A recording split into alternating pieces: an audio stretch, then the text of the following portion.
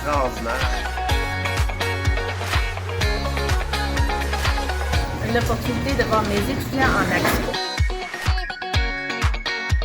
L'occasion pour rencontrer tous les gens que j'aime en foresterie. Le CEF, c'était vraiment exceptionnel.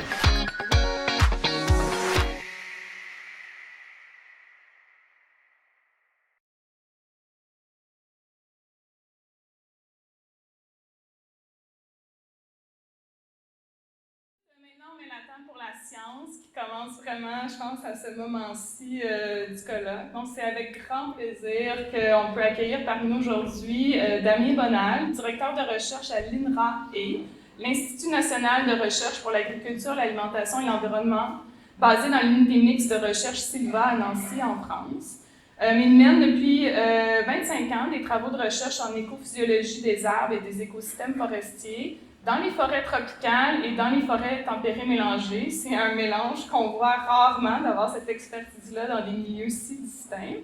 C'est un chercheur très prolifique et je pourrais vous parler de ses nombreux accomplissements, mais je lui ai plutôt demandé de me parler d'une réalisation personnelle qu'il avait à cœur, un peu pour mettre en valeur le fait qu'on est des scientifiques, mais on fait d'autres choses dans nos vies de tous les jours.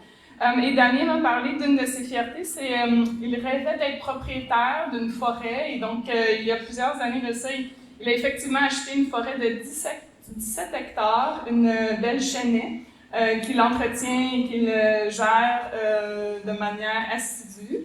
Donc une de ses réalisations personnelles dont il était très fier. Donc sans plus tarder, je lui laisse la parole pour qu'il nous présente ses travaux de recherche des dernières années. Donc Damien, bienvenue parmi nous.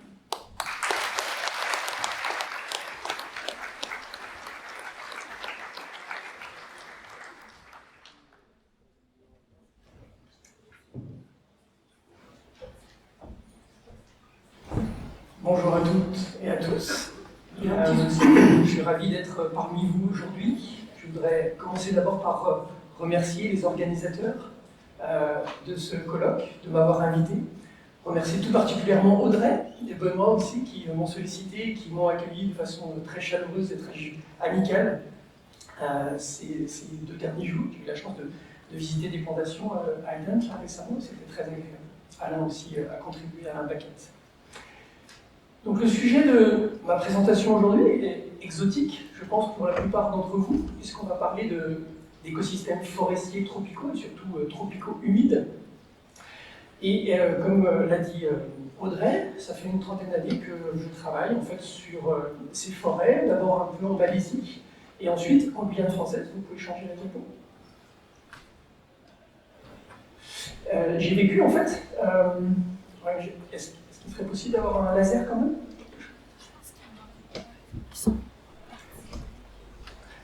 J'ai vécu en fait pendant 13 années en Guyane française. Je ne sais pas si vous localisez la Guyane française, c'est au nord du Brésil, hein, au nord de l'Amazonie, c'est l'étoile ici.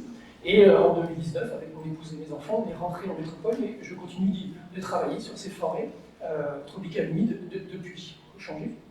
Donc je m'intéresse à comprendre.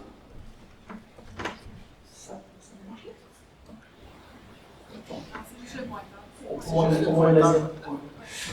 Je m'intéresse à comprendre les mécanismes qui expliquent la réponse des arbres et des écosystèmes forestiers aux contraintes de l'environnement, surtout la sécheresse, mais pas seulement, en utilisant des disciplines comme l'écologie des communautés, l'écologie fonctionnelle ou la bioclimatologie. Et vous m'avez ici représenté, je suis quelqu'un qui fait de l'expérimentation sur les arbres, sur les écosystèmes, et en Guyane, on a aussi installé une grande tour qui nous permet de mesurer les échanges de carbone, d'eau, de méthane entre l'écosystème et l'atmosphère.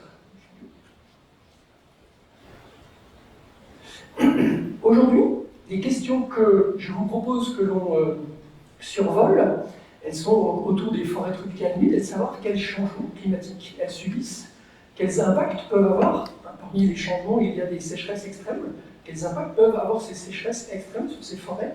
Est-ce que les espèces d'arbres, je ne vais parler que d'arbres aujourd'hui, hein, il y a évidemment d'autres organismes qui sont importants d'étudier dans ces écosystèmes, et est-ce que ces espèces d'arbres, elles ont des capacités pour résister à ces sécheresses? Et puis, est-ce que des changements de composition en espèces dans les forêts tropicales humides sont déjà observés ou devraient peut-être l'être dans le futur? Changer. Donc, j'imaginais que vous n'étiez pas forcément familier précisément avec les forêts tropicales humides, donc quelques slides pour les présenter.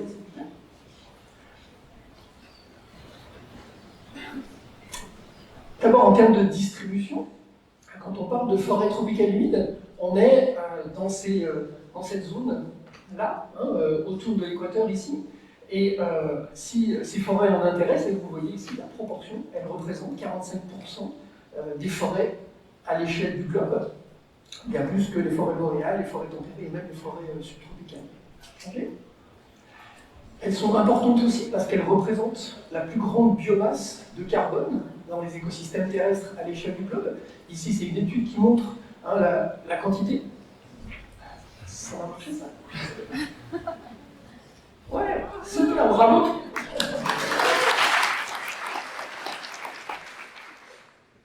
Elle représente donc des quantités de carbone très importantes. Ici, si vous regardez l'échelle, les plus fortes échelles, autour de 200 tonnes de carbone par hectare, eh bien, ces forêts, là, en Amazonie, en Afrique et en Asie, on voit que c'est dans ces zones-là, tropicales humides, que l'on retrouve ces quantités de carbone les plus importantes par hectare.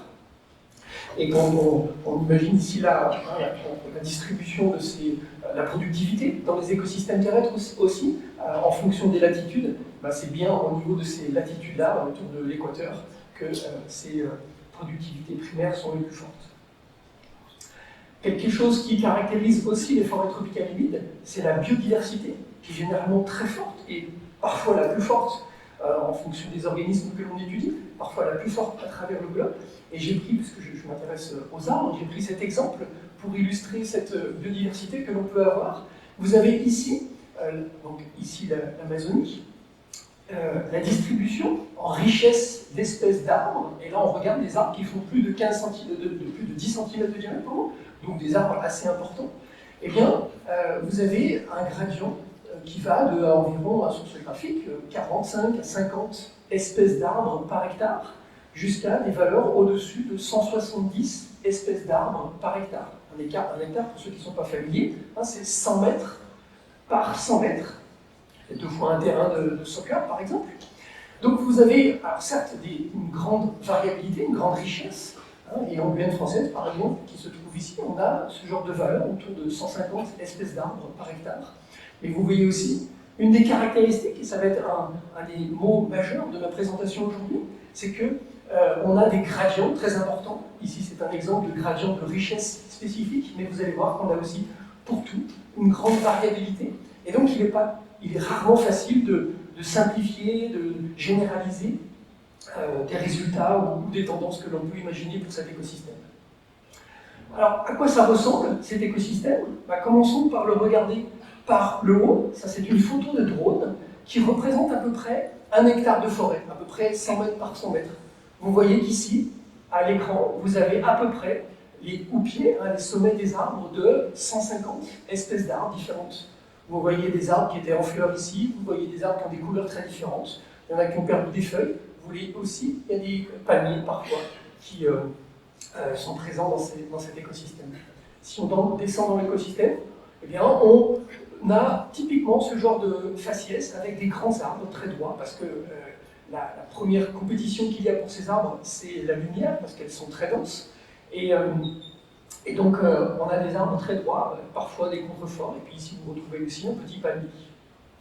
Et pour terminer cette illustration, j'ai repris cette illustration tirée de cette étude, parce que je trouvais que ça représentait bien la complexité, la superposition que l'on a des troncs, des houppiers dans cet écosystème. Vous voyez, il y a des arbres qui sont de partout, à toutes les hauteurs, et puis vous avez jusqu'à des arbres émergents comme ça, qui peuvent faire 35-40 mètres de haut quand on est en Amazonie, et qui font plutôt 70 mètres de haut quand on est en Afrique ou en Asie.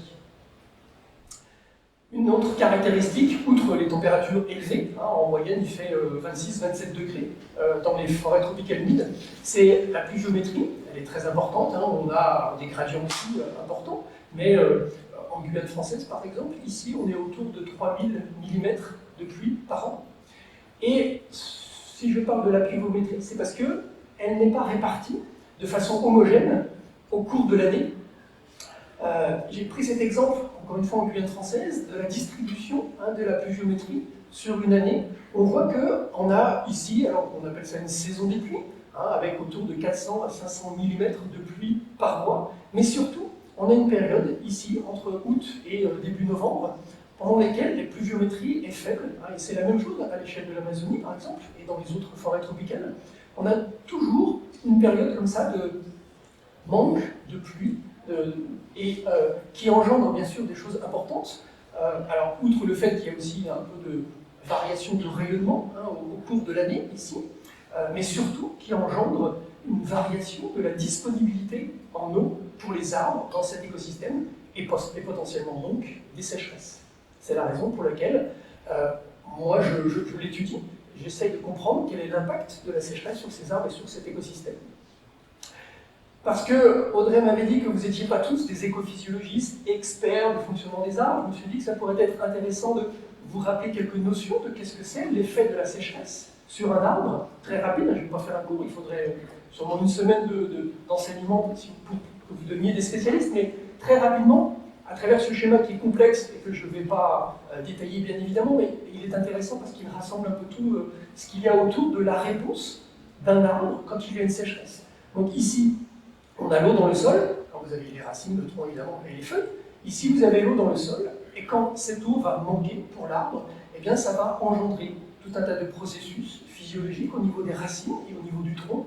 Il y a des signaux hormonaux, des signaux hydrauliques qui vont faire que l'arbre, alors il y a une variabilité évidemment très importante entre les espèces d'arbres, mais qui va faire que l'arbre eh bien, va soit parfois tout simplement mourir, parce qu'il n'est pas capable de résister à ces sécheresses, ou parfois va mettre en place des mécanismes.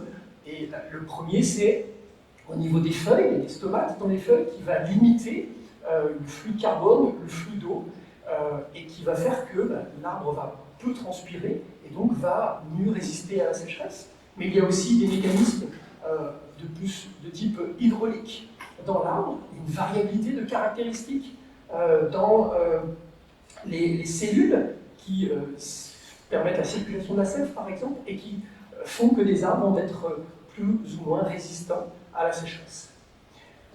Il y a aussi des aspects de réserve. Les arbres sont capables de mettre en réserve des composés carbonés, des composés azotés, qui aussi contribuent à cette résistance, et à cette variabilité de résistance entre les espèces à la sécheresse. Et au final, tout ça, ça va impacter ce qui souvent nous intéresse, ce qui souvent intéresse les forestiers en tout cas, c'est la croissance. Quand il y a une sécheresse, eh bien, ça va impacter, ça va réduire la croissance des arbres. Et un deuxième diapositive sur ça, c'était juste pour illustrer qu'il y a aussi une grande variabilité entre les arbres dans le moment auquel ces processus de régulation pour permettre la survie des arbres interviennent. Et ici, vous avez un axe de sécheresse qui augmente. Ici, la sécheresse est très forte, ici, la sécheresse est moins forte.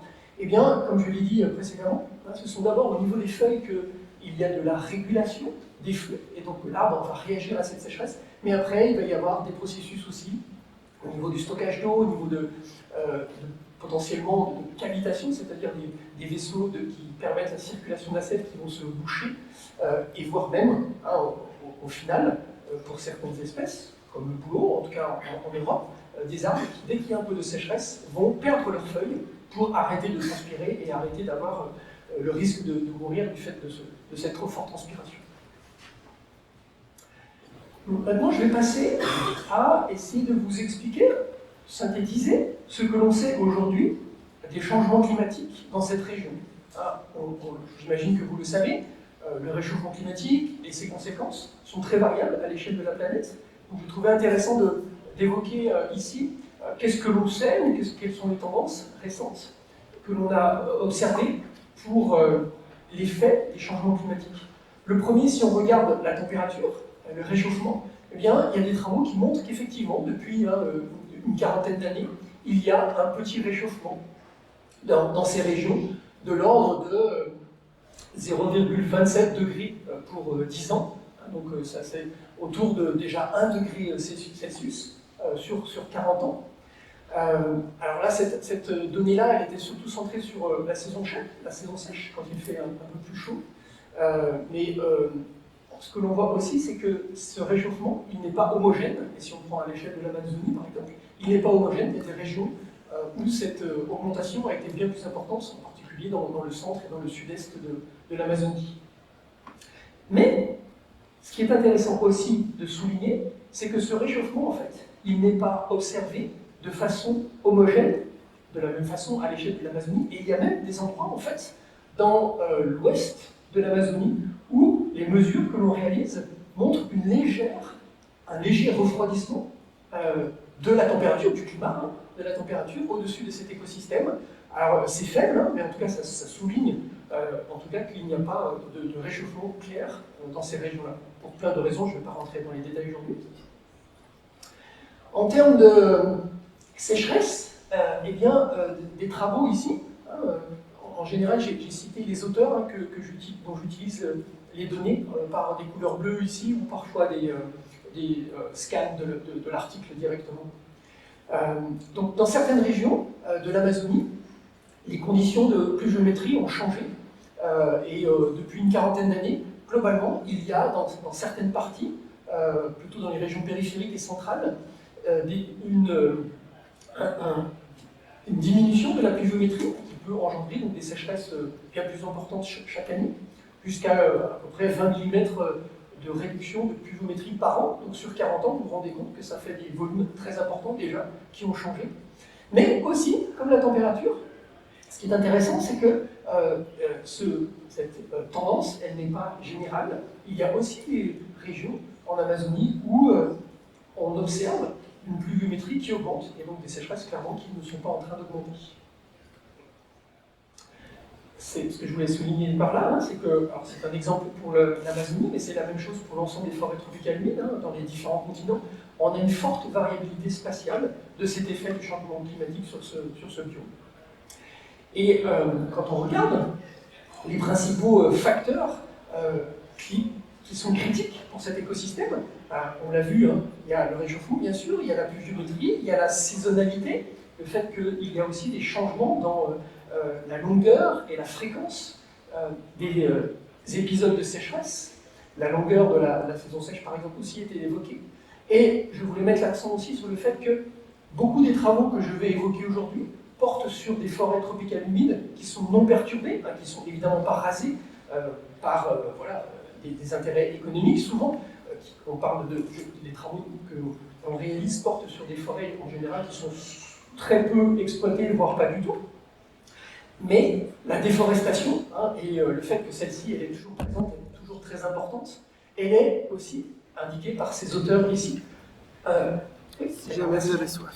Elle est indiquée comme un facteur critique aussi très important pour ce biome, outre le fait, encore une fois, que ça, quand on les rase, elles n'existent plus, mais simplement par le fait aussi que quand on modifie les surfaces de forêts tropicales humides, eh bien ça a tendance à modifier le climat régional, et donc potentiellement la pluviométrie, la quantité de pluie plus ou moins importante.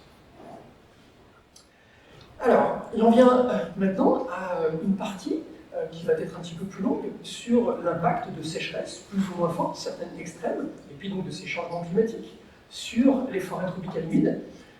Et je vais vous présenter un certain nombre d'exemples qui montrent comment les forêts réagissent, comment les arbres et les forêts réagissent à ces contraintes.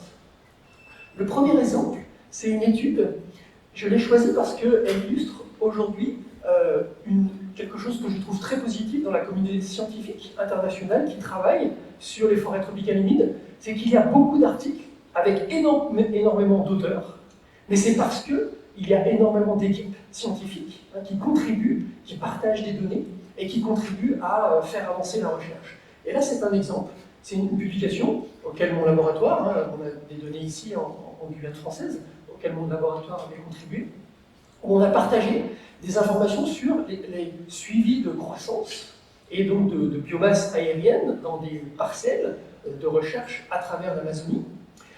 Et avant cet événement El Niño 2005, El Niño ça engendre dans cette région des sécheresses très très fortes. Avant cet événement El Niño, on avait ces tendances-là. Les flèches vertes, chaque flèche verte, c'est une parcelle qui a été étudiée, et les flèches vertes montraient qu'avant 2005, on avait une tendance à une augmentation de la biomasse dans ces écosystèmes, et les flèches rouges montraient au contraire une diminution. Donc la tendance générale, on voit qu'il y a plus de vert que de rouge, mais malgré tout, il y a, il faut le reconnaître, une grande hétérogénéité. Ça, c'était avant 2005. Et après 2005, en fait, et quelques années après 2005, on a compilé aussi toutes les données que l'on avait de suivi de croissance. Et pour les parcelles où il était possible, eh bien, on a représenté ici la tendance après les quelques années après 2005. Et vous voyez qu'ici, on a toujours des parcelles avec du vert, mais même malgré tout, il y a une tendance avec beaucoup plus de couleur rouge, c'est-à-dire que cet événement El Niño a eu un impact important sur la biomasse, la quantité de carbone de ces forêts. Alors, ça c'était l'effet d'un événement ponctuel, et si on regarde, cet artiste s'est intéressé à regarder sur le long terme, depuis 1985 jusqu'au début des années 2010, quelle a été la tendance générale. On voit que la pente est légèrement négative, vous l'avez ici. C'est-à-dire qu'à l'échelle de l'Amazonie, on a une légère tendance à une diminution de la biomasse, de la quantité de carbone. Alors là, c'est la biomasse aérienne, ce n'est pas les racines, c'est que la biomasse aérienne. Donc une diminution du stockage de carbone. Et donc la question qui se pose, c'est qu'est-ce qui explique cette variation? Et on a deux grandes hypothèses. Ça peut être soit une évolution négative de la productivité, le fait que les arbres chaque année stockent un peu moins de carbone que l'année d'avant, ça c'est une hypothèse, ou au contraire la mortalité. On peut faire l'hypothèse qu'il y a de plus en plus d'arbres qui meurent. Et ce graphique montre que c'est plutôt cette hypothèse de mortalité, parce que finalement la tendance ici elle est que les arbres continuent de pousser, les arbres vivants en tout cas, continuent de pousser de façon assez importante ici. Et la tendance ici, la pente est positive, donc la tendance est plutôt à toujours une augmentation en fait, de la productivité de ces arbres. Par contre, on a une plus forte augmentation sur les 40 dernières années de la mortalité. Et donc, semble-t-il, c'est bien une augmentation de la mortalité, probablement liée à des événements extrêmes, comme celui que j'ai présenté précédemment en 2005, qui est à l'origine de cette tendance générale de baisse de la biomasse sur pied. Et des collègues se sont intéressés à regarder quel impact ça pouvait avoir sur la composition en espèces. Ils ont montré que ça avait tendance à favoriser le maintien des espèces qui sont résistantes à la sécheresse. Donc ça va dans le sens que la mortalité, c'est plutôt des espèces qui sont sensibles à la sécheresse et qui petit à petit disparaissent de ces forêts. Et donc ça, c'est l'objet de cette diapositive, de voir un peu quelles sont les connaissances que l'on a sur l'évolution de la composition floristique due aux sécheresses dans ces forêts tropicales humides, et alors là c'est de nouveau l'Amazonie.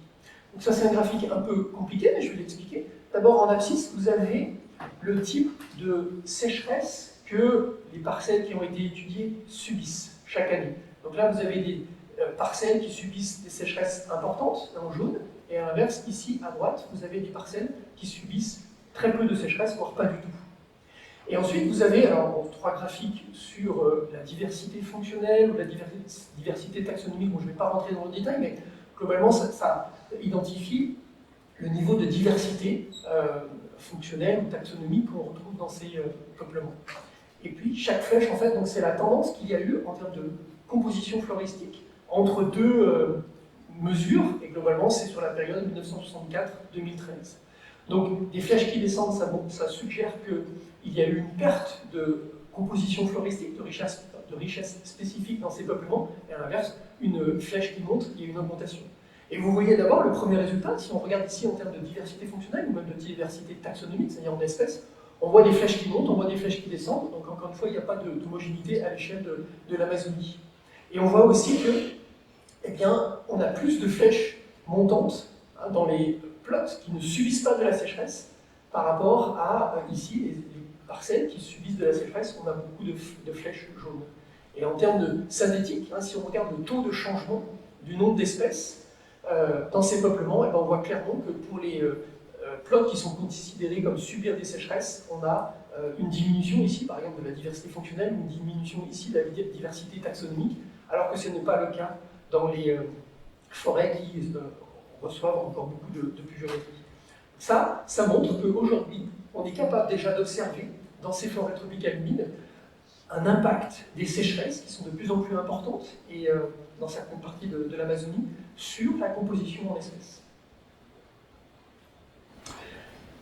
Alors, il y a beaucoup de recherches qui est menée aujourd'hui, principalement par des scientifiques d'Amérique du Nord, du Brésil évidemment, d'Europe, et qui portent sur la plupart des forêts tropicales humides, même si les travaux se concentrent souvent en Amérique du Sud. Et il y a eu aujourd'hui clairement une importante littérature sur un avenir incertain pour ce biome. Ici, j'ai pris quelques exemples sur le fait que les travaux ont montré que la vulnérabilité aux sécheresses, en particulier aux sécheresses répétées, est en train d'augmenter dans ces écosystèmes, qu'il y a aussi des pertes de résilience face à des événements extrêmes dans ces écosystèmes. Et voilà, un exemple aussi de travaux qui portent sur le Ghana, donc en Afrique, avec des changements de composition floristique ou de composition fonctionnelle dans ces espèces d'arbres liées à des sécheresses. Et parce que je parle beaucoup d'Amazonie, mais je voulais insister sur le fait qu'il n'y a pas que des travaux en Amazonie. J'ai choisi cet exemple où ça c'est une approche par des signaux radars issus de satellites, où le signal qu'ils ont identifié est équivalent à une capacité de résistance à la sécheresse de ces écosystèmes. Et on voit bien que, encore une fois, je vais vous parler d'Amazonie, mais on voit bien que quand on est aussi dans les forêts d'Afrique ou dans les forêts d'Asie, eh bien qu'il y a également des couleurs qui s'approchent du rouge et du jaune, c'est-à-dire des signaux radars qui indiquent que ces forêts, elles sont très sensibles également à la sécheresse et qu'elles ont des différences de capacité, et certaines sont peu résistantes aux sécheresses. Et parmi la littérature que l'on observe, et là c'est vraiment récent, là je cite un exemple de 2022, voilà, ça fait quelques années que l'on voit les messages autour de la notion de tipping point, de points critiques ou de points de basculement pour ces écosystèmes, dans les titres ou dans le contenu de certains articles, en particulier ici là sur l'effet du réchauffement, que ça pourrait engendrer clairement un point de basculement pour ces écosystèmes. Donc je trouvais intéressant de souligner ça, parce qu'on en voit de plus en plus. Ici c'est un autre exemple sur le fait qu'il pourrait y avoir, en termes de vulnérabilité aux sécheresses, que ces forêts sont en train d'atteindre ce point critique potentiellement. Mais il y a encore réellement aujourd'hui une controverse par rapport à ça. Je cite cet exemple parce que le titre est complètement opposé à ce que l'on a pu lire précédemment. Dans cette étude, il montre qu'il n'y a pas d'évidence aujourd'hui qu'on s'approcherait de ces points critiques. Donc, voilà, le message que je veux faire passer à travers ça, c'est encore une fois que nos connaissances, elles sont encore limitées sur la réponse des écosystèmes forestiers tropicaux-humides à ces sécheresses, et clairement aujourd'hui, leur avenir est très incertain. Enfin, en tout cas, nos connaissances ne nous permettent pas d'imaginer très clairement ce que va être leur avenir. Alors, personnellement, je me suis intéressé depuis une trentaine d'années surtout à travailler sur le fonctionnement des espèces, mais surtout au niveau arbre, et à se poser la question: est-ce que les espèces ont des stratégies différentes de réponse à la sécheresse? Je l'ai évoqué tout à l'heure dans le schéma, mais je voulais y revenir pour illustrer, pour montrer un peu des travaux qui sont menés, très modestement par moi-même, mais surtout très largement par la communauté scientifique internationale. Donc on va regarder quelles sont les espèces. Est-ce que les espèces d'arbres ont les mêmes capacités d'adaptation, ou est-ce que toutes les espèces répondent de la même façon à la sécheresse? Et puis si c'est le cas, pour quelles raisons en fait elles ne répondent pas de la même façon? Donc ça, c'est quand j'étais jeune, en fait, où, il y a une vingtaine d'années, où avec un étudiant en thèse, en fait, on s'est amusé, parce que c'était de l'acrobranche, on s'est amusé à se pendre en fait à une tour qu'on a en forêt, avec des cordes, pour pouvoir faire des mesures directement de photosynthèse ou de transpiration sur les feuilles des arbres qui étaient autour de cette tour. Donc voilà ce que représente cette photo. Et l'idée, c'était de faire des mesures à différents moments de l'année, entre la saison sèche et la saison des pluies, pour comparer et voir si tous les arbres auxquels on pouvait accéder, en fait, répondaient de la même façon ou pas à ces sécheresses. Et donc là, je présente ici, là, on a 12-13 arbres sur lesquels on a pu faire des mesures. Ici, vous avez le gradient de sécheresse que l'on a dans le sol. Ici, là, c'était la saison des pluies, on a beaucoup d'eau dans le sol, et puis à l'inverse, ici, c'est la fin de la saison sèche, on a peu d'eau dans le sol. Et ici, donc, ce sont des données de photosynthèse, donc de capacité des arbres à absorber du dioxyde de carbone au cours de la journée. Et ce que l'on voit, c'est qu'il y a une forte variabilité entre les arbres de réponse à la sécheresse. Par exemple, ici, on a un arbre, une espèce, je ne rentre pas dans le détail de ce qu'elle est, qui a montré très peu de diminution de photosynthèse au cours de cette saison sèche. C'était une saison sèche très marquée. À l'inverse, ici, on a des espèces qui ont des tendances comme ça. Voilà. C'est difficile de dire que c'est vraiment linéaire parce qu'il nous manque des points, mais en tout cas, on a eu l'impression que c'était assez linéaire et puis la pente n'est pas très marquée. Et à l'inverse, ici, on a des arbres qui ont, dès qu'ils atteignent un certain seuil, ils perdent vraiment beaucoup de photosynthèse. Donc, c'est un exemple qui montre la grande variabilité de réponse à la sécheresse entre les arbres. Ça, c'était sur la photosynthèse. On s'est intéressé aussi de la même façon sur le flux d'eau, donc essayer de mesurer avec des capteurs qu'on insère dans le tronc des différences de densité de flux de sel, ça c'est ce que l'on mesure, mais ensuite on peut calculer la transpiration en fait de l'arbre. Et on a installé des capteurs, donc ça c'est la teneur en eau du sol, donc ça c'est la saison des pluies, puis là c'est la saison sèche. Donc on a installé des capteurs dans cette période-là pour pouvoir comparer entre la saison des pluies et la saison sèche la transpiration de ces arbres. Et alors là je ne montre pas dans le détail les résultats, ce serait trop long à faire, mais je vais juste montrer le genre de tendances opposées que l'on a pu observer. On a vraiment des tendances totalement différentes. Ici, vous avez donc, là, j'ai représenté le pourcentage de perte de transpiration au cours de la saison sèche. Quand on est ici à 1, ça veut dire qu'on était au début, on était en saison des pluies, et puis si on était ici, donc à la fin de la saison sèche, ici, si on avait des valeurs très basses, ce serait que l'arbre avait beaucoup perdu de transpiration. Donc vous voyez que pour cet arbre-là, eh bien, globalement, il a maintenu sa transpiration assez constante tout au long de la sécheresse. A l'inverse, celui-ci montre une très forte diminution de cette sécheresse. Donc des capacités de réponse à cette sécheresse très différentes. Et donc la question qu'on peut se poser, qu'est-ce qui peut expliquer des différences aussi importantes, sachant que l'environnement de ces arbres est le même, ce sont des arbres qui sont des voisins, l'environnement est le même, et le niveau de sécheresse dans le sol, on peut imaginer qu'il est le même également. Bon, je reviens à ce schéma pour dire que voilà, c'est cette connaissance du fonctionnement des arbres qui nous permet de comprendre les différences que j'ai évoquées tout à l'heure, de régulation stomatique, d'hydraulique, etc. Et donc on s'est intéressé à essayer de comprendre est-ce que c'était vraiment des différences de capacité de circulation de la sève, des capacités hydrauliques dans le tronc de ces arbres qui étaient à l'origine de peut-être ces différences de réponse à la sécheresse. Donc ça c'est une étude que l'on a menée il y a quelques années avec des collègues de Guyane et un doctorant. On a mesuré ce qu'on appelle des marges de sécurité vis-à-vis de la circulation de la sève. Et concrètement, si les marges de sécurité sont faibles, c'est-à-dire l'arbre va être très peu résistant à la sécheresse. À l'inverse, si les marges de sécurité sont fortes, l'arbre est très résistant à la sécheresse. Et donc, on a fait ça sur 92 arbres de la canopée, donc des grands arbres, de plein d'espèces. On avait 25 espèces différentes là. Et on voit une variabilité importante, presque du simple au triple, voire au quadruple, de marge de sécurité. Et ce qui est intéressant, c'est que quand on met en face les mêmes espèces, ou les mêmes arbres même, en face de ces données, on voit que les espèces qui ont été très sensibles, qui étaient très sensibles d'un point de vue transpiration, elles sont celles qui étaient aussi peu résistantes à la sécheresse, donc c'est assez cohérent.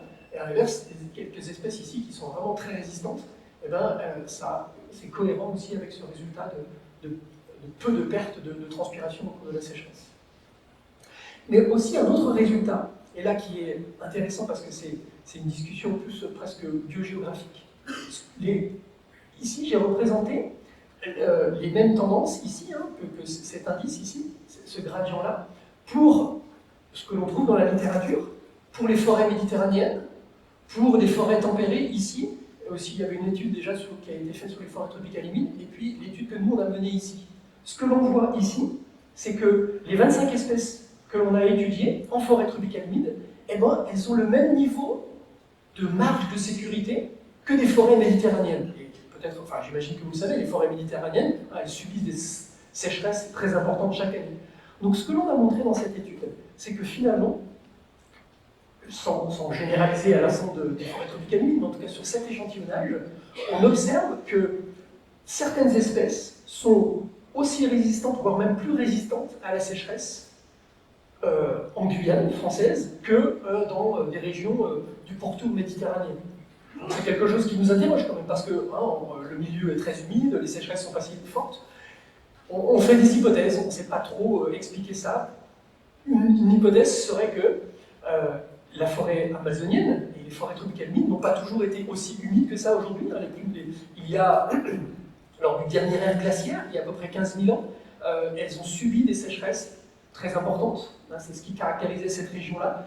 Peut-être qu'il y a eu à ce moment-là de la sélection d'espèces, que les espèces qui ont survécu à cette période, elles étaient aussi elles-mêmes résistantes à la sécheresse. Et celles qu'on retrouve aujourd'hui, finalement, elles sont issues de ce pool d'espèces. Ce sont des hypothèses, il n'y a rien de démontré, c'est vraiment une hypothèse.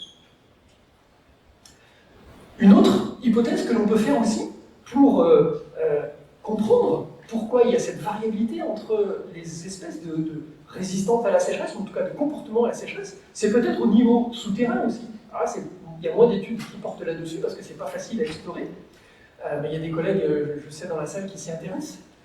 Et donc, quand on a des arbres avec un enracinement seulement superficiel, en comparaison avec des arbres qui ont un enracinement profond, on peut aussi imaginer que quand il y a une sécheresse qui se développe, elle se développe d'abord en surface, finalement un arbre comme ça, lui va complètement subir cette sécheresse, mais peut-être que finalement un arbre comme ça, qui est encore capable de puiser de l'eau profondément dans le sol, finalement lui ne va pas subir la sécheresse, puisqu'il est capable encore d'absorber de l'eau dans le sol, et peut-être que ça pourrait expliquer les tendances que l'on a eues. Donc en Guyane française, en fait, on a utilisé les propriétés des isotopes de l'eau, du deutérium et de l'oxygène 18, dans le sol et dans l'arbre, pour essayer de comprendre à quelle profondeur, en moyenne, les arbres puisaient de l'eau au cours de la saison sèche.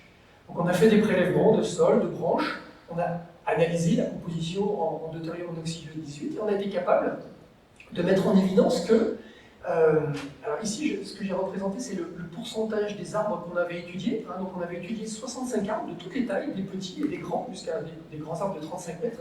Et on regardait on est capable d'estimer à quelle profondeur moyenne ils ont prélevé l'eau, avec cette approche isotopique. Et donc ce que l'on voit, c'est qu'ici, on pourrait faire l'hypothèse qu'on a plutôt des arbres qui prélèvent de l'eau en surface, à l'inverse ici, des arbres en profondeur. Et on voit ici la distribution, ici ce sont des centimètres, c'est-à-dire qu'on a montré qu'il y a certains arbres ici qui sont capables, qui puisent de l'eau en moyenne à plus d'1 mètre de profondeur. Et sur l'échantillonnage que l'on avait identifié, ça représente plus de la moitié des arbres, des petits et des grands, d'ailleurs on n'avait pas un effet taille. Les petits et les grands arbres, il y en a qui dépendent seulement des horizons supérieurs, et donc qui vont fortement subir la sécheresse. À l'inverse, il y en a qui puisent de l'eau en profondeur et qui donc ne subissent pas la sécheresse en fait. Donc le résultat que l'on avait observé ici, ces différences de tendance, ces arbres-là, c'est peut-être tout simplement qu'ils ne sont pas forcément très très résistants à la sécheresse, mais tout simplement qu'ils ne subissent pas la sécheresse. Alors, une autre question que l'on se pose aussi dans cet écosystème très complexe, très diversifié, là jusqu'à présent, ce que je vous ai montré dernièrement, ce sont des travaux où on mène et on fait des mesures arbre par arbre. Mais on se pose aussi la question de quelle peut être l'influence des voisins de ces arbres sur leur fonctionnement, sur leur capacité d'absorption des ressources, de l'eau, de la lumière, des éléments minéraux. Aujourd'hui, en fait, il y a très peu de travaux encore dans ce domaine-là qui portent sur les forêts tropicales humides. Je présenterai quelques résultats après, mais c'est vraiment balbutiement. À l'inverse, sur les graminées, sur les prairies, et puis aussi sur les forêts tempérées ou les forêts boréales, il y a beaucoup de travaux qui ont été menés depuis une vingtaine d'années. Dans la salle, il y a des collègues qui s'intéressent, qui sont même des experts reconnus mondialement dans ce domaine-là. Et donc je vais repartir très rapidement de ces quelques résultats pour souligner en quoi peut-être on pourrait imaginer que le voisinage d'un arbre peut avoir une influence sur son fonctionnement. J'ai repris cette phrase issue de cet article-là, mais c'est des travaux déjà qui datent d'il y a une vingtaine d'années, qui avaient montré que globalement, ce que l'on peut théoriser ou ce que l'on peut même expérimenter, montre que le fonctionnement d'un écosystème dépend de la diversité en espèces qu'il y a dans cet écosystème. Il y a un impact fort de la diversité en termes de richesse, mais aussi en termes de diversité fonctionnelle entre les différents arbres, les différentes espèces qu'il peut y avoir sur le fonctionnement global de cet écosystème. J'ai repris cette synthèse qui a été publiée il n'y a pas très longtemps par Christian Messier ici, enfin, il était le leader de cette publication, qui soulignait, alors c'était des travaux autour plutôt des plantations, mais on peut élargir très largement, qui soulignait quel pouvait être l'intérêt des forêts mélangées par rapport à des forêts pures. Ici, vous avez illustré dans ce schéma les caractéristiques principales des forêts pures, et ici plutôt les caractéristiques principales des forêts mélangées. Et on voit bien que, en ce qui concerne ces différents services écosystémiques ou leur réponse des écosystèmes à des perturbations, on voit ici que les peuplements purs sont plus sensibles, d'après cette synthèse, à des événements comme la sécheresse, le feu, etc., des perturbations. Mais néanmoins, en termes de fourniture de services, il était montré qu'il y avait une tendance au fait que les peuplements purs, parfois, enfin, la plupart du temps, permettaient de produire plus de bois. A l'inverse, les peuplements mélangés, souvent, se caractérisent par une meilleure résistance à des attaques, une plus faible susceptibilité, sensibilité à des attaques, et puis tout un tas ici de services écosystémiques rendus par ces peuplements mélangés bien plus fortement que les forêts pures. Et pour illustrer ça, en lien avec mon propos aujourd'hui de se focaliser sur la sécheresse, j'ai repris aussi ces travaux issus d'une synthèse récente, en 2022, sur le rôle des interactions des espèces d'arbres dans des peuplements mélangés sur la résilience à la sécheresse de ces forêts. Donc ils ont été capables de synthétiser une vingtaine d'études avec un certain nombre d'espèces qui sont étudiées soit en peuplement pur, soit en peuplement mélangé. Et ce qui est intéressant en fait dans cette synthèse, c'est qu'ils ont montré qu'il y avait une très grande variabilité en fait de réponses, des effets des interactions des espèces, donc entre les espèces, mais aussi en fonction du niveau de sécheresse que ces peuplements subissent. Quand on a des sécheresses modérées, comme représenté ici, ici vous avez la tendance pour les peuplements mélangés par rapport à la tendance pour les peuplements purs. Donc ça c'est une synthèse bibliographique, donc sont citées ici les études sur lesquelles ils se sont basés. On a une légère tendance au fait que les peuplements mélangés semblent avoir un effet positif vis-à-vis de la résistance à la sécheresse. Quand on se retrouve dans des sécheresses qui sont modérées à sévères, et bien là, quand on regarde ce que l'on trouve dans la littérature, on a toutes les tendances. Certains peuplements mélangés ont été plus sensibles à la sécheresse, certains peuplements mélangés ont été moins sensibles. Donc il n'y a clairement pas de tendance, on ne peut pas généraliser. Et quand on regarde, pour les quelques études où ont été étudiées des sécheresses extrêmes, là il n'y en a pas beaucoup, il y en a 6 ou 7, et il y avait malgré tout soit peu d'effets, soit une légère tendance à des effets négatifs. Donc j'ai choisi de prendre cet exemple-là pour montrer que l'effet du voisinage, la composition en espèces des voisins et aussi la composition fonctionnelle de nos voisins, elle peut influencer notre capacité à résister à la sécheresse. Mais clairement aujourd'hui, il est impossible de généraliser ce genre de tendance. On n'a quasiment que des cas particuliers finalement. Alors, qu'est-ce que on peut trouver dans la littérature sur des travaux comme ça qui se sont intéressés à comparer la croissance ou même la résistance à la sécheresse dans des peuplements purs et des peuplements mélangés. Il y a quelques études, donc je vais commencer par celle-ci, qui a été réalisée au Panama il y a un certain nombre d'années, il y a 5-6 ans, qui portait sur la productivité en fait, et les différences de croissance finalement des arbres entre des peuplements purs et des peuplements mélangés. Alors on est d'accord hein, qu'on n'est pas, on est en forêt tropicale humide, hein, mais on n'est pas au niveau de richesse de 150 espèces par hectare. Hein. Là, ils ont fait des expérimentations avec des niveaux de richesse, il y avait soit des monocultures, soit des mélanges de 2, de 3 ou de 5 espèces. Et la tendance qu'ils ont observée, c'est qu'effectivement, la croissance des arbres était plus importante dans les mélanges. Hein. Ça, c'est ce graphique qui montre la productivité relative à la croissance dans les monocultures. Donc, cette tendance, elle était qu'il y a une croissance plus forte dans les mélanges par rapport au peuplement pur. Mais on voit aussi que toutes les espèces, hein, ce sont les 5 espèces qui ont été étudiées, toutes les espèces ne se comportent pas de la même façon. Il y en a qui ont effectivement des taux de productivité qui étaient plus forts qu'en monoculture, mais cette espèce-là, par exemple, n'allait pas dans ce sens-là. Et là aussi, on peut souligner qu'il peut y avoir une controverse par rapport à ces résultats, parce que j'ai choisi de montrer cette autre étude qui date un petit peu plus, qui avait été réalisée par le groupe de Catherine Potvin, qui montrait que, bon, je ne rentre pas dans le détail, mais ce sont différents niveaux de composition ici, et avec un certain nombre d'espèces aussi, mais pas non plus 150, mais qu'il y avait ici, dans cette étude, clairement pas d'effet de l'identité du mélange sur l'aire basale, le base area, de ces plots après 10 années. Et cette dernière illustration concernant ce sujet, elle est intéressante parce que ces collègues se sont intéressés à regarder pour des jeunes plants l'effet de la sécheresse en fait, dans des peuplements purs et dans des peuplements mélangés. Et donc ici, on compare en fait le taux de croissance de ces différents plants. Alors ça portait sur 4 espèces hein, qui avaient été plantées en Malaisie. Et donc si les valeurs sont négatives ici, eh bien, ça veut dire que le taux de croissance a été était plus faible au cours de la sécheresse. Et ce que l'on voit, en fait, c'est que cette diminution, l'effet de la sécheresse, a été bien plus marqué pour ces deux traitements-là. Et là, ce sont les traitements en monoculture par rapport aux traitements ici en mélange. Donc, les espèces qui étaient en mélange ont un peu mieux résisté, en termes de croissance, à la sécheresse que les espèces qui étaient en peuplement pur. Voilà. Et encore une fois, ce sont 4 espèces.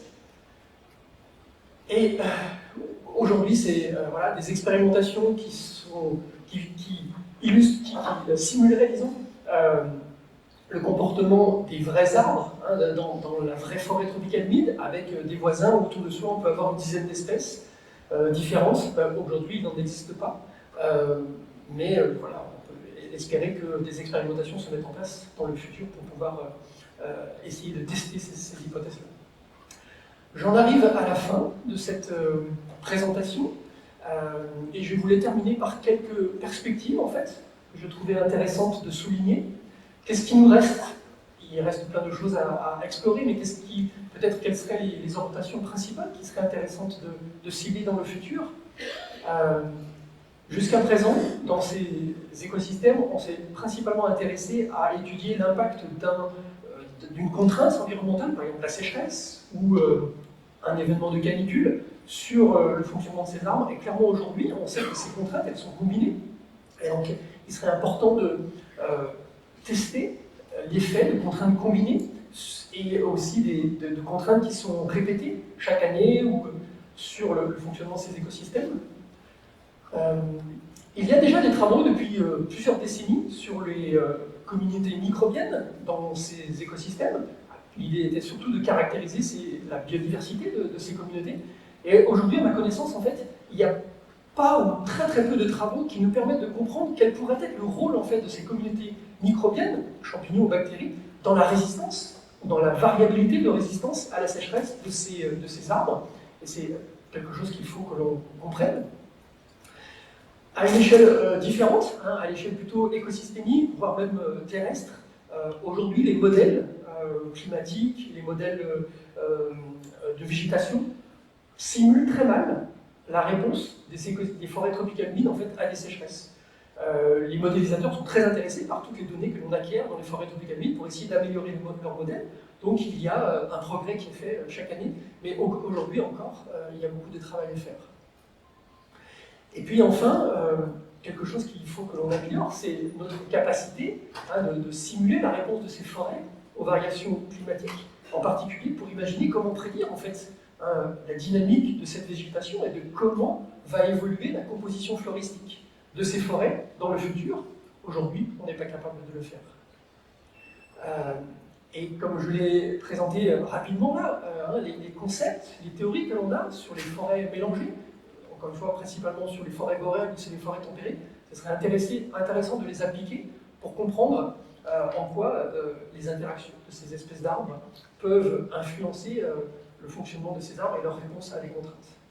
Et je vais terminer par cette phrase qui a été dite par Jeffrey Chambers, qui est à Berkeley, dans une de ses présentations. J'avais trouvé ça très intéressant.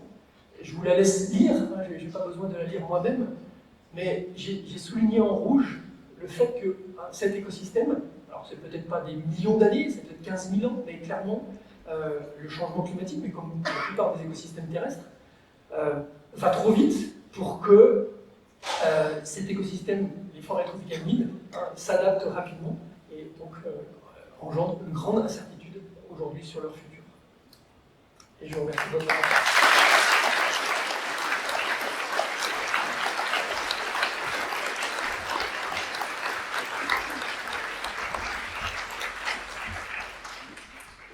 On a du temps pour des questions. Donc, il y a un micro ici. Non, il y a un micro là. Donc, vous pouvez poser vos questions, n'hésitez pas. Moi, je vais m'en poser une. En attendant que les gens se déjeunent et préparent leurs questions. Il y a, avec 150 espèces à l'hectare, on pourrait s'attendre à ce qu'il y ait une grande redondance fonctionnelle dans ces écosystèmes-là. Est-ce que tu penses que l'importance de la diversité est le même quand on a cette redondance fonctionnelle-là? Est-ce que c'est quelque chose qu'il faut mieux... Comment on est capable de prendre ça en compte dans les travaux que tu as montrés? Ouais, oui, tout. Est-ce que vous pouvez me remettre? Voilà, merci. Oui, clairement. D'ailleurs, c'était un peu l'objet de ma thèse, en fait, il y a une vingtaine d'années, c'était d'identifier quels étaient ces gradients de variabilité, enfin, ce gradient de photosynthèse, de transpiration, de résistance à la sécheresse, et on montrait qu'effectivement, plein d'espèces fonctionnent de la même façon. On a un gradient qui est assez large, j'ai essayé de le montrer aujourd'hui en quoi il est large. Il y a beaucoup d'espèces qui sont complètement redondantes fonctionnellement, et donc aujourd'hui, en fait, on ne sait pas bien en fait, expliquer pourquoi on a cette richesse spécifique, mais ça nous laisse en tout cas un peu d'espoir sur le fait que même si avec le temps certaines espèces vont disparaître, peut-être que d'autres espèces très proches fonctionnellement survivront à ces événements extrêmes. La tendance, ça reste quand même que dans les zones qui subissent des sécheresses très fortes, il semblerait qu'il y ait une diminution de cette richesse. Et à ma connaissance, il n'y a pas encore de travaux qui montrent vraiment que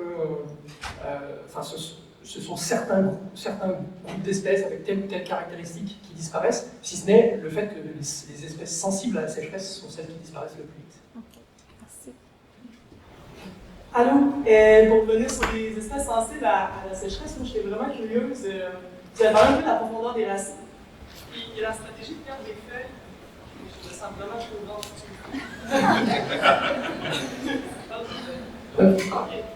La stratégie de perdre des feuilles, nous on la connaît beaucoup moins ici.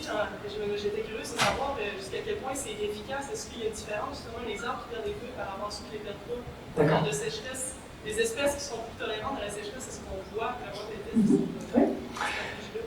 Alors concernant la profondeur d'enracinement, il faut savoir que beaucoup des forêts tropicales humides, mais pareil, c'est difficile de généraliser, mais beaucoup des forêts tropicales humides se trouvent sur des sols qui sont très profonds. Là, dans le site que j'étudie en Guyane, de façon la plus concentrée, on a fait d'un carottage qui nous a montré en fait que le sol il est assez homogène jusqu'à 15 mètres de profondeur, et probablement plus, on s'est arrêté à 15 mètres. Ça veut dire que les racines, en fait, elles ont toute la liberté pour effectivement descendre en profondeur. C'est un cas particulier, parce qu'il peut y avoir aussi des cas où on a de la roche qui va être un peu profonde. Voilà. Mais en tout cas, la tendance générale, c'est que les racines peuvent être profondes et peuvent potentiellement puiser de l'eau en profondeur. Dans l'étude que l'on a réalisée, on voit que les racines puisaient de l'eau à au moins 2 mètres de profondeur, mais ça pourrait être plus profond. Ce qu'il faut savoir quand même, c'est que dans ces écosystèmes, le cycle des nutriments est très rapide et les sols sont très pauvres, sauf en surface. Donc les minéraux sont puisés en surface par ces arbres. Concernant la défoliation, alors d'abord distinguons le fait qu'il y a des espèces qui sont sempervirantes, des espèces qui sont décidues. Dans les forêts tempérées, boréales et tropicales, on a ces caractéristiques-là. Donc en forêt tropicale humide, il y a des espèces qui chaque année perdent leurs feuilles et de façon totalement indépendante de la sécheresse. Génétiquement, elles sont décidues et elles perdent leurs feuilles. Mais ce que j'évoquais, c'était pas ça. C'est vraiment la notion de quand une espèce subit la sécheresse, elle va être capable de perdre des feuilles. Donc j'ai évoqué le bouleau, en tout cas le bouleau en Europe, est capable de faire ça très tôt. Donc il est capable de produire des hormones abscisiques, l'acide abscisique, qui va faire tomber les feuilles. Et la stratégie, en fait, clairement, elle est pas gagnante d'un point de vue réserve, parce que l'arbre a mis en place des feuilles, et celles-ci, et ça peut être assez tôt dans l'été, par exemple. Si la sécheresse est très tôt dans l'été, ces arbres, avec les canicules, vont perdre ses feuilles. Donc c'est pas très intéressant. Par contre, cette stratégie, on a le sentiment qu'elle est intéressante d'un point de vue haut, parce que ça veut dire que ces arbres-là vont arrêter de puiser de l'eau dans le sol, et donc vont arrêter par leur transpiration d'assécher le sol. Donc on interprète cette stratégie dans ce sens-là, que ça permet d'éviter de subir en fait de la cavitation dans ces vaisseaux et de ne pouvoir ensuite transpirer, voire mourir du fait de ces embolies dans les vaisseaux.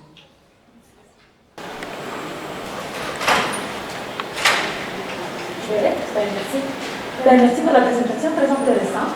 Ma question, c'était par rapport à notre capacité de peaufiner les modèles pour prédire les réponses à la sécheresse.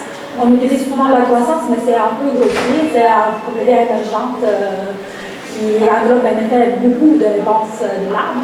Je me demandais dans votre expérience, votre avis par rapport à l'effet d'utiliser par exemple la porosité du bois, dans l'anatomie du bois, la porosité du bois, comme prêt pour aller quand même au moins comme avoir un proxy un peu plus facile à mesurer sur large échelle par rapport aux mesures qu'on fait de performance hydraulique sur les plantes, notamment si on fait comme des études biogéographiques dans lesquelles on peut vraiment faire un portrait de quels sont les traits du bois, par exemple, qui sont comme liés à une meilleure résilience à la sécheresse.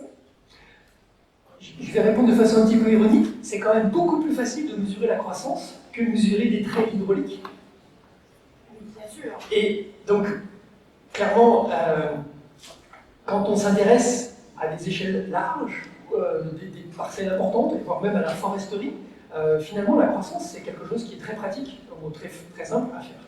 Voilà, voilà une réponse un petit peu décalée, mais voilà. Enfin, c'est bien connu que les traits hydrauliques, comme la perte de conductivité, sont des bons proxys de la résistance à la sécheresse. Je vais vous montrer des exemples ici, et ça marche aussi, ça marche pour toutes les espèces. Donc, aujourd'hui, il y a une tendance pour essayer de prendre en compte ce genre de traits dans des modèles, effectivement, dans des modèles globaux. À ma connaissance, on en est au balbutiement parce que ça nécessite d'avoir des modèles mécanistes qui prennent en compte ce genre de fonctions très ciblées, très spécifiques du fonctionnement hydraulique des larmes. Donc, voilà, il y a des travaux qui sont en cours pour le faire, et je pense que c'est prometteur, même si, encore une fois, ce qui va nous manquer après, en tout cas pour les forêts tropicales humides, ça va être des vraies données. Ici, l'étude que l'on a menée et que l'on a publiée, que j'ai présentée, c'était celle qui portait sur le plus grand nombre d'espèces d'arbres dans les forêts tropicales humides, et on en a fait que 25. Donc, quand on connaît la diversité dans ces forêts, il va être difficile d'utiliser ce genre de proxy, difficile à mesurer pour pouvoir bien caler ces modèles, me semble-t-il. Ma question était plus par rapport aussi à des traits liés vraiment à l'anatomie du bois. Donc, la quantité de parenchyme ou la taille des vaisseaux. Ce sont tous des traits qu'on peut aller chercher quand même. C'est comme un entre-deux entre mesurer des traits hydrauliques qui sont très difficiles quand même. C'est à mesurer et mesurer la croissance qui c'est très difficile. Donc, je me demande si ça peut être comme un entre-deux vivable, parce que aussi ce sont des traits qui sont ontogéniquement très stables, donc qui ont moins de variabilité au niveau de l'espèce. Oui. Très honnêtement, là ça dépasse mes compétences scientifiques. Votre question, peut-être qu'il y a des gens dans la salle qui peuvent répondre, mais je vais avoir du mal à répondre parce que je ne suis pas expert dans ce domaine. D'accord. Désolé. Ben, il y a un problème, c'était très intéressant. Oui. Oui, merci beaucoup pour cette synthèse de magnifique là, avec un regard très large. Ça pose beaucoup de questions sur les généralisations qu'on fait. Une question que j'ai, que je me demande, c'est toute la question de l'acclimatation dans ces études-là, où les arbres subissent un stress et ont des mécanismes d'acclimatation. Nous, quand on prend nos mesures, on prend une photo, et on est sur une cible mouvante, dans le sens que l'arbre est en acclimatation. Là, je ne rentre pas dans l'épigénétique puis l'effet de priming qui pourrait aussi... Parce que ce n'est pas du tout mon domaine non plus. mais ce que je veux dire, est-ce qu'il y a de l'espoir qu'on ne mesure pas dans la réponse de nos arbres, puisqu'on est au début du phénomène des changements climatiques puis qu'on ne voit pas encore une réponse d'acclimatation détectable? Oui, il me semble que parmi les travaux que l'on a réalisés et que, pour certains que j'ai montrés aujourd'hui, l'espoir est important que ces espèces ont intrinsèquement une grande capacité de répondre à des contraintes environnementales et donc des capacités d'acclimatation assez fortes pour, en tout cas, la sécheresse. Un autre contrainte environnementale qui se pose, ça va être les canicules. Et le fait que ces arbres aussi pourraient subir de plus en plus alors pas forcément en termes de moyenne, mais en termes de température journalière, des températures très élevées. Donc, je pense qu'aujourd'hui, on a le sentiment que ces espèces ont une grande capacité, enfin en tout cas une partie des espèces d'arbres a une grande capacité d'acclimatation à cet environnement qui change, qui pour l'instant ne change pas si vite que ça. J'ai donné des chiffres au début. Sachant qu'il fait déjà chaud, par exemple, quelques 0,2 degrés tous les décennies, pour l'instant, ça n'impacte pas directement la photosynthèse, la transpiration de ces arbres. Et pour l'instant, les sécheresses, l'impact du changement climatique sur les sécheresses est globalement pas si marqué que ça, même si localement ça peut l'être. Donc oui, il me semble que de plus en plus, on montre qu'une grande partie des espèces pourra s'acclimater et peut-être finalement aller jusqu'à ce que l'on connaît des forêts tropicales sèches. Dans certaines régions du globe, il y a déjà des forêts qui poussent dans ces régions-là et des espèces qui sont communes, parfois, ou des espèces en fait qui sont très proches phylogénétiquement. Donc on peut faire l'hypothèse que d'un espoir de survie. Merci. Bonjour, ça va si je pose ma question en anglais? Essayons. Je peux essayer de traduire. Ouais, essayons en anglais. Okay. Thanks for the excellent, interesting presentation. One of your hypotheses was the connection between root architecture and drought sensitivity, right? I was wondering if you saw any broad correlation between root architecture and wind-throw vulnerability, because and what? Wind-throw vulnerability, Chablis because Chablis. Arrondissement. Because as you showed the slide, my mind went straight to stability, right? Taproot versus. So the slide you show where the species that are the most resistant, less sensitive to drought, also appear to, in my mind, or in theory, or actually proven, should be most resilient to windstorms. But I was just wondering whether you saw any correlation in our. First, I would like to emphasize that we observed that the trees which have the deepest or deepest water uptake were the ones which resisted the most to the drought. But resisting, it's too strong because, like I said, it could be related to the fact that they actually don't suffer from drought because they have deep roots. Okay, so this is a nuance, but I think you have to keep in mind that probably some of the trees which have deep roots don't suffer, don't meet a drought, and then we are not sure that they are resistant or not to drought. Okay, so that's one issue. About resistance to wind, I don't have in mind something to answer your question. No, I don't know how to answer this question because I don't remember a study that really deeply studied that. One issue is that when there is wind or when there is heavy rain during the wet season and wind, what we observe is that all the trees fall down. Not just the one which seems to have shallow roots, but because actually many of the trees, they break down. The trunk breaks down and they are not just falling with the root system, but they are breaking down. So I have in mind a study which showed that actually it's, again, when there is a gap like that, most of the trees break down and don't just fall with the root system. Because I anticipate a projection where we'll see species that are the most sensitive to drought also are most sensitive to uprooting, and not just so that'll make very if we have a standardized W for a species that is okay, maybe, but I hypothesis to be tested. Yeah. Thank you. Merci. On a le temps pour une dernière question. Mais on a tout le temps ici, c'est bon. Merci beaucoup pour la présentation. Je me demande s'il y a une autre lueur d'espoir un peu dans la variabilité intraspécifique de ces arbres, des espèces, qu'on connaît, je pense, beaucoup moins.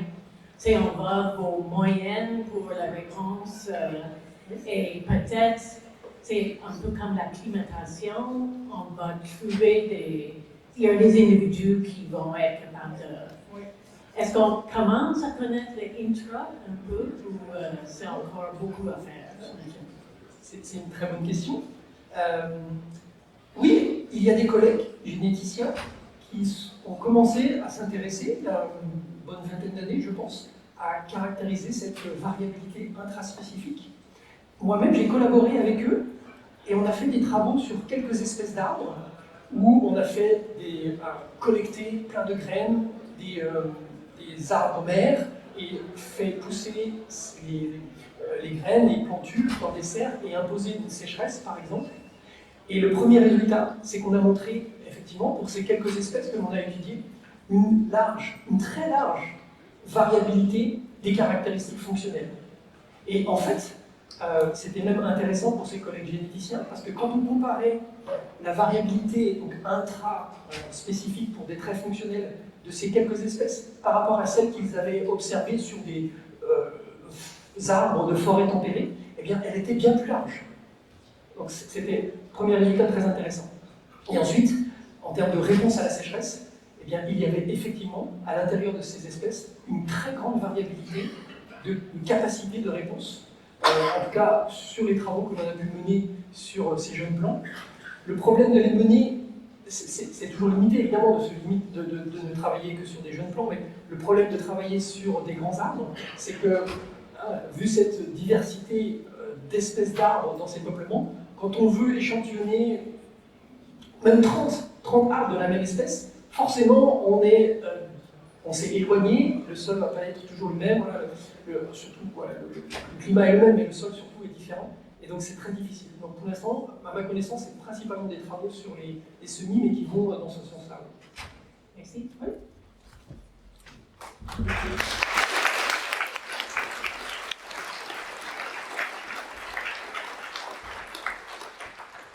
Donc, merci Daniel pour cette présentation. Chez nous, à ISFOR, on dit merci avec du sirop d'érable. Celui-ci a été fait par Benoît Gendreau Bertillon. Donc, voilà, un cru de l'année, hein, Benoît, un cru de l'année pour toi. Et puis, c'est le temps de la migration des auteurs, donc une petite œuvre d'art de Benjamin Chichi pour souligner ta présence parmi nous. Donc, merci beaucoup, Damien, pour ta présentation.